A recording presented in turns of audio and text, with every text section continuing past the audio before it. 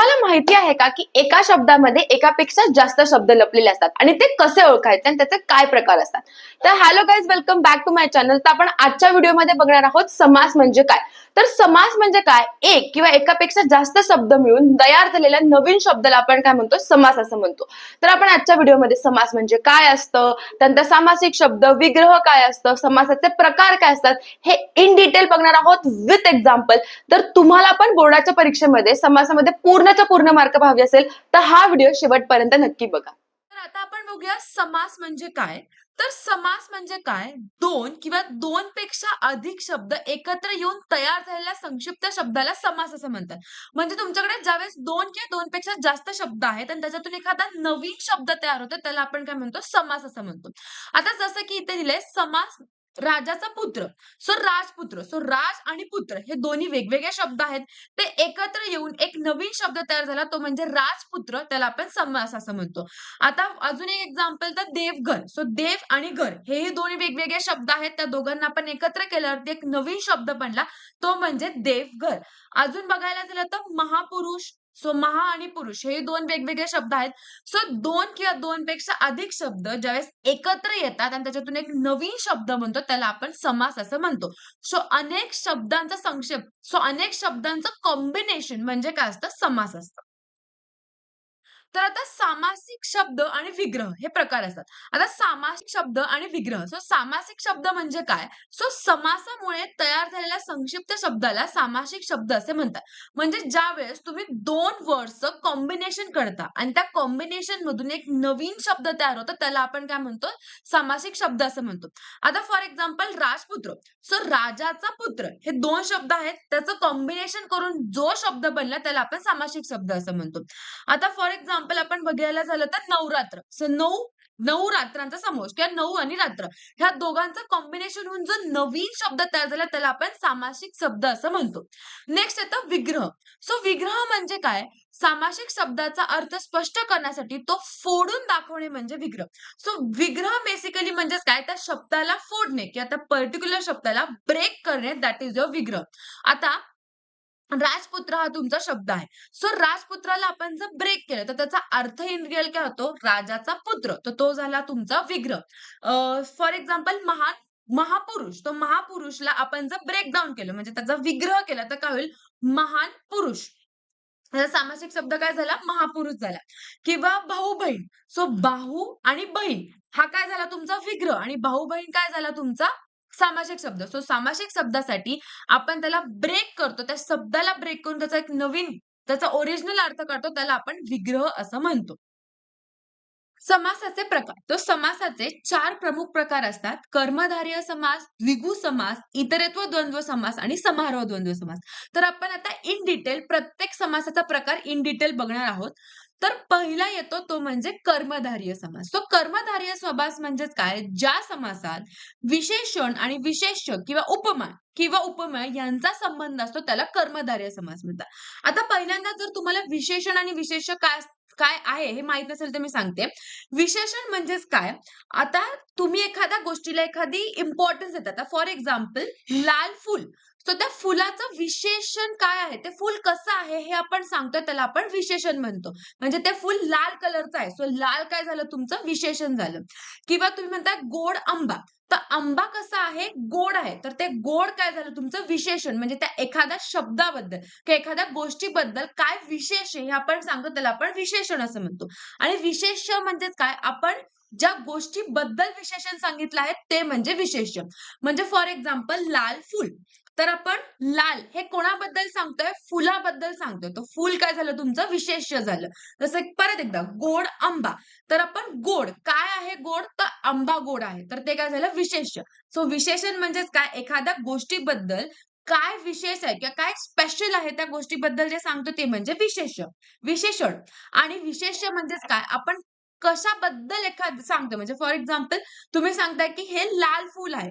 तर लाल काय आहे, तर काय आहे ते विशेष्य आहे.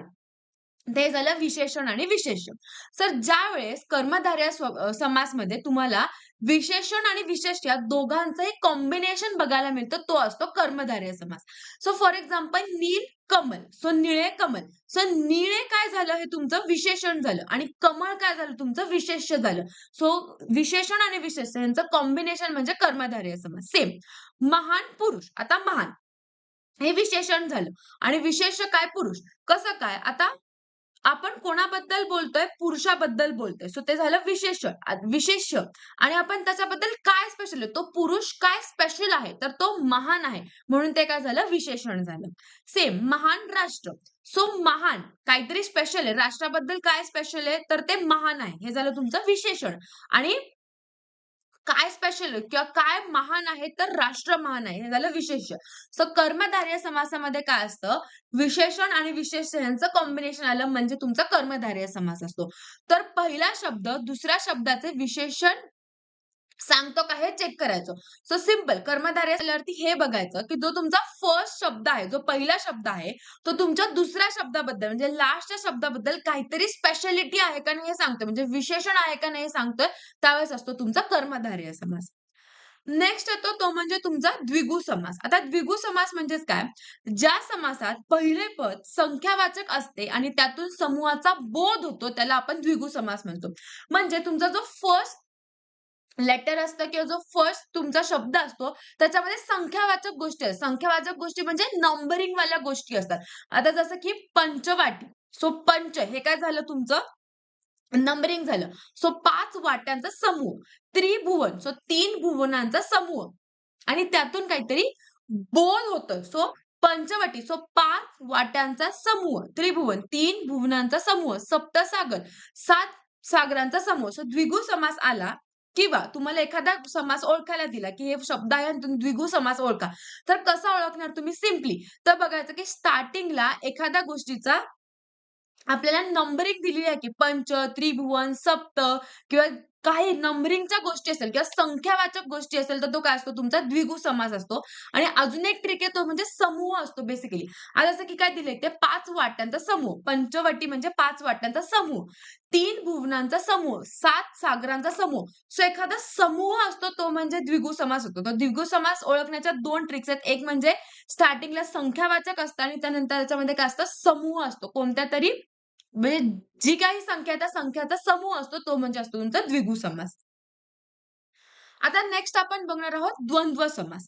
तर द्वंद्व समासामध्ये 2 प्रकार पडतात. एक येतं इतरेत्व द्वंद्व समास आणि दुसरा येतो समारोह द्वंद्व समास. तर आपण पहिल्यांदा बघूया इतरेत्व द्वंद्व समास. तर इतरेत्व द्वंद्व समासामध्ये काय असतं? ज्या समासात दोन्ही पदे समान महत्त्वाची असतात आणि या विग्रहात आणि येते त्याला आपण इतरेत्व द्वंद्व समास म्हणतो. तर इतरेत्व द्वंद्व समासामध्ये पहिलं आणि दुसरं हे दोन्ही शब्द महत्त्वाचे असतात. सो तुम्ही पहिल्या शब्दाला स्किप नाही करू शकत, नाही तुम्ही सेकंड शब्दाला स्किप करू शकत. आता जसं की आपण आधीच्या समासामध्ये बघितलं आणि आधीच्या समासामध्ये आपण काय बघितलं कर्मधारयामध्ये, की लाल फूल. तर तुम्ही लालला जर स्किप केलं तरी तो शब्द तसाच राहू शकतो किंवा त्याचं कॉम्बिनेशन बनू शकतं. पण इतरेत्व द्वंद्व समासामध्ये दोन्ही शब्द तुम्हाला कंपल्सरी घ्यावे लागतात. त्यांना महत्त्वाचीच भूमिका असते आणि जर तुम्ही त्यांचा विग्रह केला म्हणजे तुम्हाला असं मी सांगितलं, की विग्रह म्हणजे काय केलं तुम्ही त्या शब्दाला ब्रेक केलं, तर त्याच्या ब्रेकिंगमध्ये काय येतं आणि हा शब्द येतो त्याला आपण इतरेत्व द्वंद्व समास म्हणतो. जसं की आई-वडील. तर आई आता त्याचा विग्रह केल्यावरती काय होईल? आई आणि वडील. भाऊ-बहीण. त्याचा विग्रह केल्यावरती काय होईल? भाऊ आणि बहीण. सुख-दुःख. सुख-दुःखाचा पण विग्रह केल्यावर काय होईल? सुख आणि दुःख. तर इतरेत्व द्वंद्व समास आला, की त्या शब्दाला काय करायचं? ब्रेक करून बघायचं आणि जर त्या ब्रेकिंगमध्ये आणि हा शब्द येत असेल, तर तो काय असणार आहे तुमचा इतरेत्व द्वंद्व समास आहे. विग्रहामध्ये आणि शब्द आला पाहिजे. आणि लास्ट आहे तुमचा तो म्हणजे समारोह द्वंद्व समास.